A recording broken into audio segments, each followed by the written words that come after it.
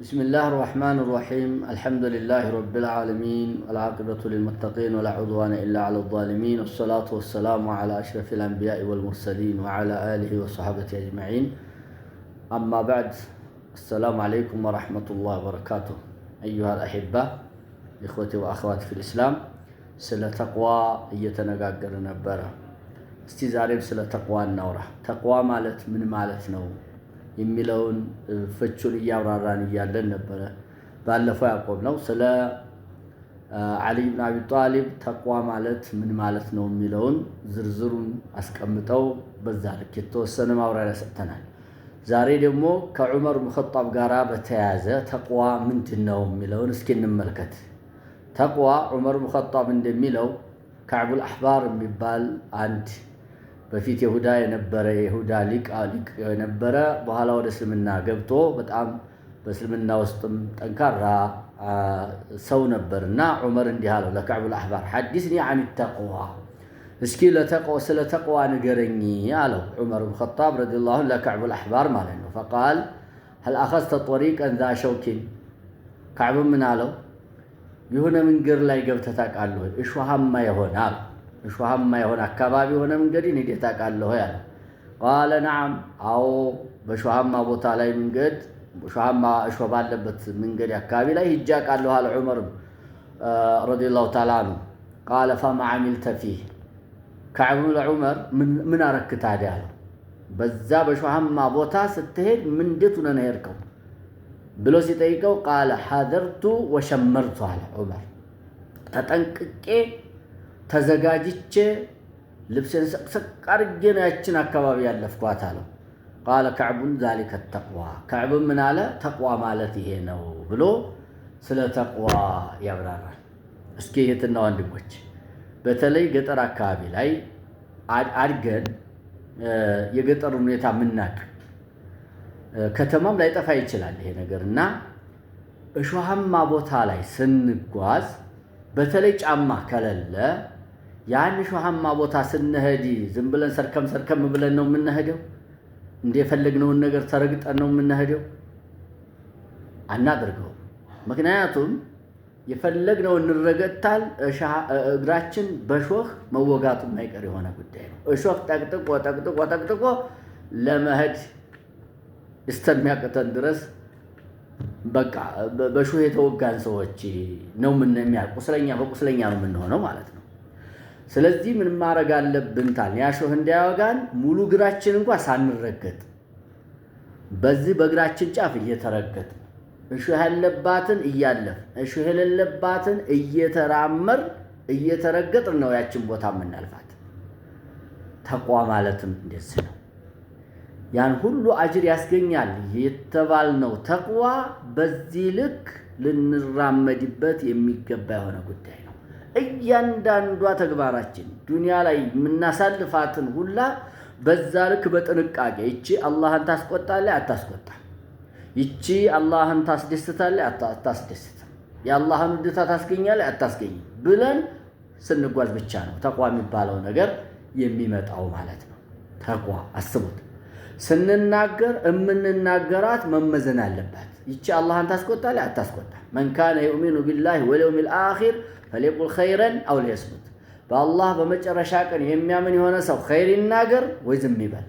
ይሄ ነው መርሁ እንግዲህ ይሄ ነው ጥንቃቄ ማለት እንግዲህ እያንዳንዷ የምንናገራት ኸይር ታላት መናገር ነው፣ ኸይር ተለላት ማለት ነው።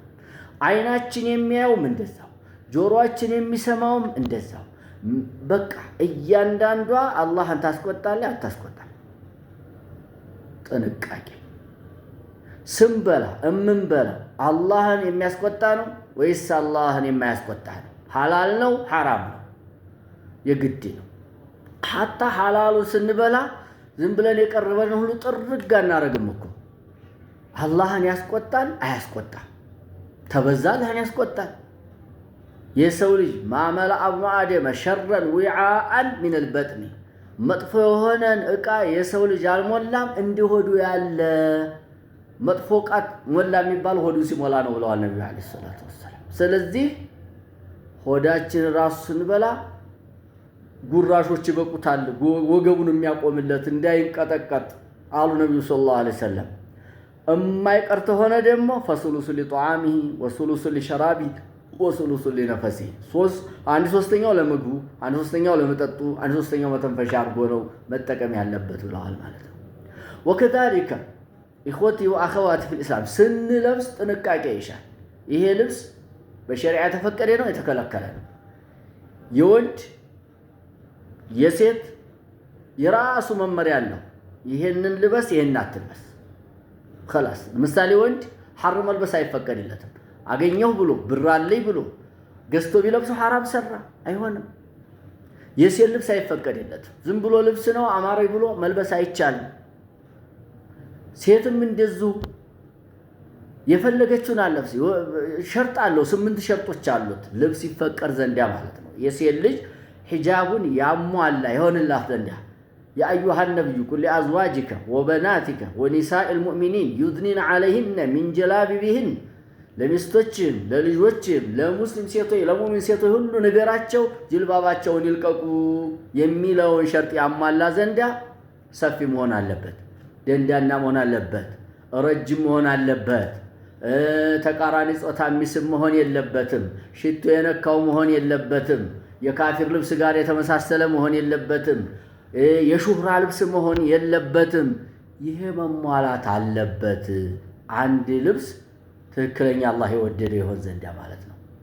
ስለዚህ ጥንቃቄ ይሻል። ወንዶች ያን የሚገዙትን ልብስ ረጅም ሆኖ የሚረገጥ ነው ወይስ ተቁርጭምጭምት በላይ ነው መታየት አለበት። ተሆነ አስቆርጦ መስራት አለበት። አለዛ ማስፈለ ሚነል ከዕበይን ፈሆ ፊናር ተቁርጭምጭምት በታች የወረደ ከሆነ እሱ የእሳት ነው የሚያደርገው ብለው ነቢያችን አለይሂ ሰላቱ ወሰላም ነግረውናል። አልኮራ ይሆናል ምናምን የሚባል ነገር አለ። መጀመሪያ ነብዩ አለይሂ ሰላም ከማ ፊ ሪዋያቲ አቢ ዳውድ ወሳውል አልባኒ አልኢስባሉ ሚነል መኺላ መገተት ተኩራት ነው የሚቆጠረው ብለዋል። በቃ መገተቱ ራሱ ማለት ነው ተኩራት ነው የሚቆጠረው ብለዋል። ስንቆረጥ ራሱ ሸሪዓ የፈቀደው ነው ያልፈቀደው ነው መታየት አለበት። ዝም ብለህ እንደፈለክ አይደለም። የሆነ የፈረንጅ ጎረምሳ የቆራረጥ ስታይል አይተህ አይደለም የምትቆረጠው። ሸሪዓ ይፈቅደዋል አይፈቅደውም፣ አላህ ይቆጣል አይቆጣም። خلاص እኩል አድርገህ ነው መቆረጥ አለብህ። ወይ መላጨት ነው ወይ መተው ነው ወይ እኩል አድርጎ መቆረጥ ነው። ግማሹን አንጨብረህ ግማሹን ቆርጠህ ግማሹን ላይተህ አይፈቀድም። ና ረሱላህ ሰለላሁ ዐለይሂ ወሰለም አንል ቀጥዕ ቃርደን ከልክለዋል። ረሱላህ ግማሹ ተላይቶ ግማሹ የሚተውን ከልክለዋል ነብዩ አለይሂ ሰላቱ ወሰለም። ጺምህን ራሱ ብትላጨው አላህ እንደሚያስቆጣ ማወቅ አለብህ። ሰጥቷል አይደለ? ይሄን ራራ የላኛው የምታስረዝመው አላህ እንደሚቆጣ ማወቅ አለብህ። ይሄንን ብትነካ ብትላጨው ብትቋረጠው አላህ እንደሚያስቆጣ ማወቅ አለብህ። ራሱ ብብትህ ብልትህ ጥፍርህን ይሄን የቀመር ቀመሱን ታርባ ቀን በላይ ማሳለፍ አይቻልም። ጥንቃቄ ይሻል። እያንዳንዷ ስታገባ አላህን መፍራት ያስፈልጋል። ጥንቃቄ ይሻል። ስታገቢ አላህን መፍራት ያስፈልጋል። ሸሪዓ በፈቀደው መልኩ መሆን አለበት። የሞት ጊዜ ሸሪዓ በፈቀደው መልኩ መሆን አለበት። አሂበቲ ፊላህ እያንዳንዱ ተግባራችን አላህን የፈራን መሆን አለበት። እሾሃማ ቦታ ላይ እንደምንሄደው ተጠንቅቀን አላህን ያስቆጣል አያስቆጣም ብለን ነው መጓዝና መራመድ ያለብን ማለት ነው የሚል የዛሬ መልእክቴ ነው። ይቀጥላል ኢንሻአላህ።